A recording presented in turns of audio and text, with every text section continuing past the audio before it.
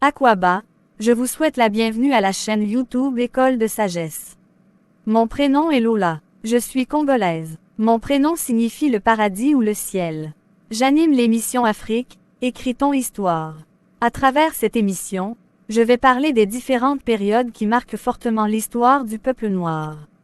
C'est une méthode didactique qui permettra au peuple noir de prendre conscience de l'ampleur des préjugés négatifs que lui collent les peuples à peau blanche et de mieux comprendre les enjeux politiques, économiques, culturels, etc. de ces peuples à peau blanche. Ces vérités permettront au peuple noir de comprendre que ses ennemis ne sont pas uniquement proches de lui, mais proviennent aussi des cultures étrangères. Cette émission est un instrument pour vous inciter à la prise de conscience, à la réflexion et à l'action. Aujourd'hui, je vais parler de la période précoloniale en présentant un thème concernant l'économie africaine. L'histoire du peuple noir n'a pas commencé avec la période coloniale, comme le font savoir l'école étrangère mensongère et les médias manipulatrices qui font des propagandes contre le peuple noir.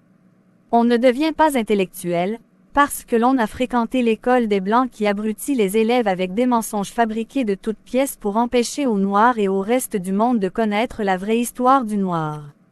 Avant la colonisation, l'Afrique avait des royaumes très puissants et riches. Puis ces royaumes étaient enviés par les Arabes et les Européens. Il y faisait bon vivre. Les ancêtres qui avaient bâti ces royaumes étaient des intellectuels.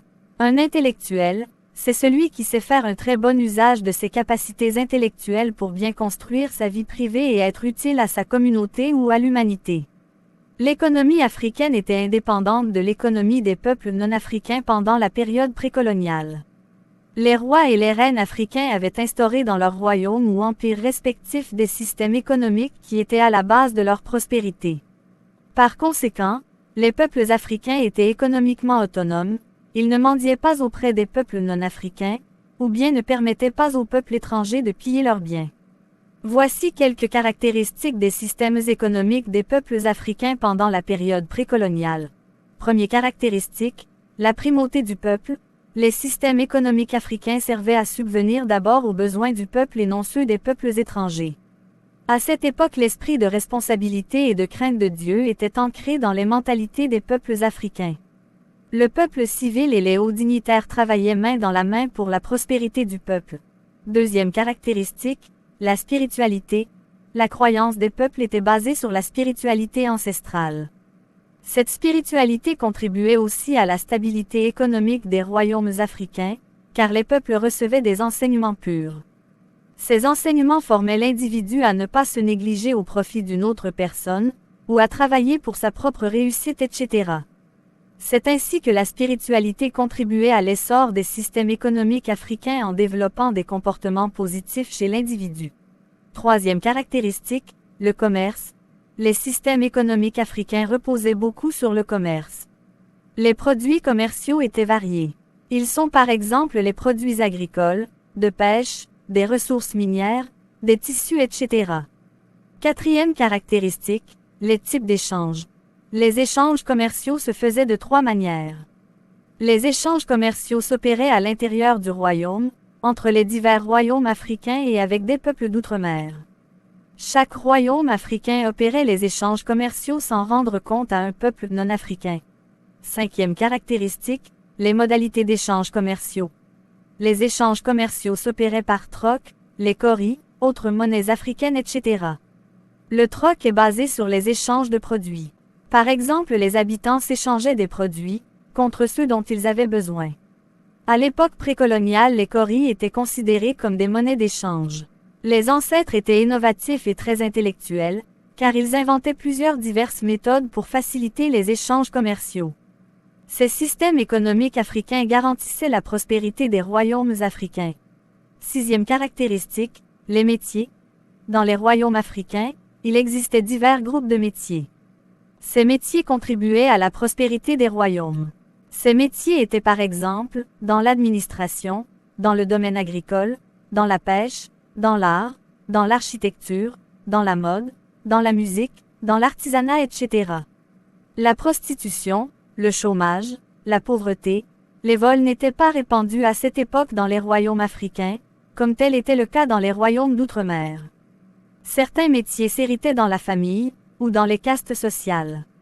Septième caractéristique, la gestion des biens. Dans les royaumes africains, les biens étaient très bien gérés. L'administration avait ses méthodes de gestion des biens du royaume qui garantissaient la prospérité du peuple. Les méthodes d'épargne des biens n'étaient pas assurées par des banques étrangères, comme tel est le cas de nos jours. Les habitants étaient économes et avaient aussi leur propre méthode d'épargne de leurs biens. Les épargnes servaient de roue de secours en cas de difficulté et aussi pour assurer l'avenir des enfants. Leçon à tirer. Ces connaissances sont très indispensables pour le peuple noir, dans le but où elles l'aident à décolonialiser ses mentalités dans le domaine économique. Pendant les périodes de colonisation et d'impérialisme contre le peuple noir, des peuples à peau blanche ont développé des propagandes contre le noir dans le but d'abrutir le monde entier. D'une part, ces propagandes contre les prénoms du noir maintiennent le peuple noir dans le complexe d'infériorité. D'autre part, ces mêmes propagandes renferment les peuples à peau blanche dans un monde imaginaire, où ils croiraient que leur système économique qui produise l'esclavage, l'exploitation des peuples, le chômage, la prostitution, des génocides, le pillage des biens d'autres peuples, etc., sont les meilleurs au monde. S'il était vraiment meilleur en tout, il n'aurait pas dû voler les biens immatériels, en d'autres termes intellectuels, culturels, etc. du peuple noir pour enrichir leur propre culture, ou bien il n'aurait pas besoin d'envier secrètement le noir. De plus, ces colons ont utilisé leur propre religion et leur politique économique pour maintenir le peuple noir dans la pauvreté. C'est la fin de cette émission. Le thème qui a été traité permet au peuple noir d'apprendre des vérités qui ne lui ont jamais été enseignées à l'école étrangère. Le peuple noir avait connu une époque glorieuse, où il était indépendant de toute influence maléfique étrangère. Le peuple noir doit donner un sens à son existence en cherchant la vérité sur ses propres origines, afin de mieux comprendre son présent et mieux préparer son avenir. Je lance un appel aux Africains à retourner à leurs sources, car c'est là que se trouvent les solutions pour construire leur avenir. Les Africains sont des descendants de grands bâtisseurs de civilisation, qui étaient enviés par les ancêtres de leurs actuels oppresseurs étrangers. Le peuple noir doit écouter son propre cœur et celui de son Créateur, puis rejeter la voix diabolique de ses oppresseurs étrangers qui le sous-estiment. En agissant ainsi, il est sur le chemin de la sagesse et de l'intelligence. Très chers abonnés, merci pour votre attention et veuillez partager cette vidéo au maximum à vos contacts pour permettre à plusieurs de s'instruire. Et Isso, au revoir.